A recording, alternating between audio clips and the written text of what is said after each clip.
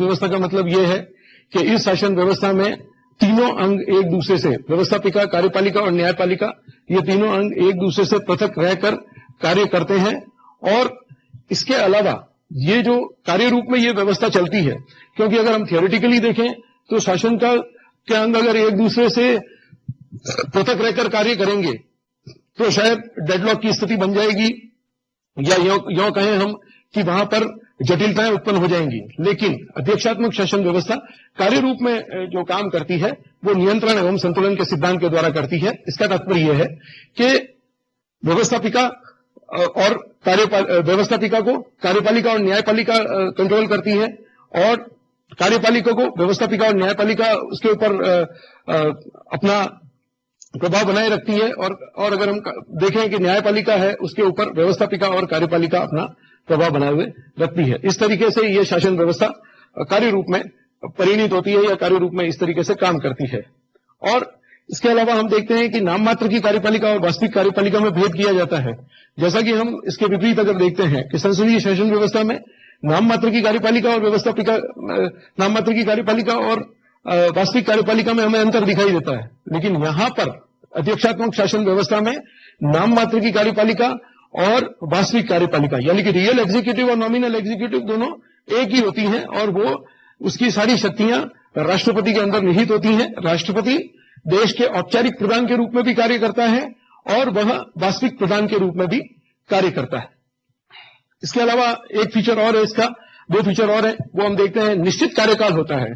जैसे हम देखते हैं कि अलग अलग देशों में इसका कार्यकाल राष्ट्रपति का निश्चित किया गया है, लेकिन अमेरिका में अगर हम देखें तो वह 4 साल उसका कार्यकाल निश्चित होता है। और जैसे हमने पहले भी बात की कि उसको हटाने की प्रक्रिया बहुत ही जटिल है, तो इसलिए वह निश्चित रूप से 4 वर्ष तक काम करता है। और इसके अलावा हम देखें तो मंत्रिमंडल वास्तविक नहीं होता है। क्यों? क्योंकि मंत्रिमंडल के सदस्य राष्ट्रपति, अमेरिका के कॉन्टेक्स्ट में अगर हम बात करें तो मंत्रिमंडल के सदस्य राष्ट्रपति किसी भी व्यक्ति को मंत्रिमंडल का सदस्य बना सकता है, उसके ऊपर कोई बाध्यता नहीं है। लेकिन सिर्फ ये जरूरी है, चूंकि संघीय व्यवस्था है यूएसए के अंदर, तो इसलिए जिस व्यक्ति को भी वह मंत्री नियुक्त करता है सीनेट से उसका अप्रूवल लेना जरूरी है। यानी कि राष्ट्रपति के द्वारा उच्च पदों पर कोई भी नियुक्ति की जाएगी तो वह उसका अप्रूवल उसको सीनेट से लेना पड़ेगा। तो हमने पहले भी बात की कि हाँ, मतलब जो शक्ति पृथक्करण व्यवस्था है, शक्ति पृथक्करण सिद्धांत काम करता है, लेकिन ये अगर हम देखें कि कार्य रूप में वह नियंत्रण एवं संतुलन के सिद्धांत से चलता है। जैसे कि हमने पहले बात की कि राष्ट्रपति उच्च पदों पर लोगों को नियुक्त करता है, और राष्ट्रपति उच्च पद पर लोगों को नियुक्त करने के साथ ही उसका अप्रूवल सीनेट से लिया जाना जरूरी है।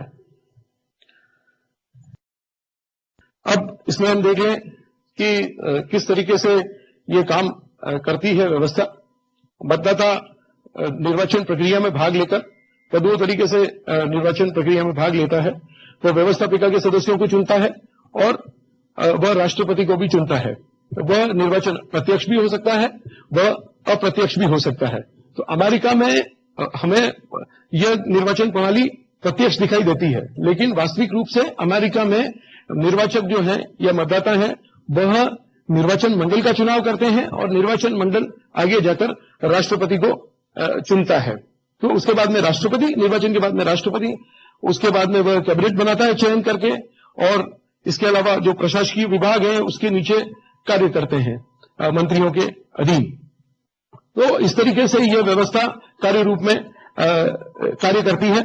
और आगे हम देखते हैं अध्यक्षात्मक शासन प्रणाली के अगर हम गुणों को देखें तो बहुत सारे, कोई भी प्रणाली है वह दोषों से पूरी तरह से मुक्त नहीं होती है, और किसी भी शासन व्यवस्था में परिपूर्णता हमें देखने को नहीं मिलती है।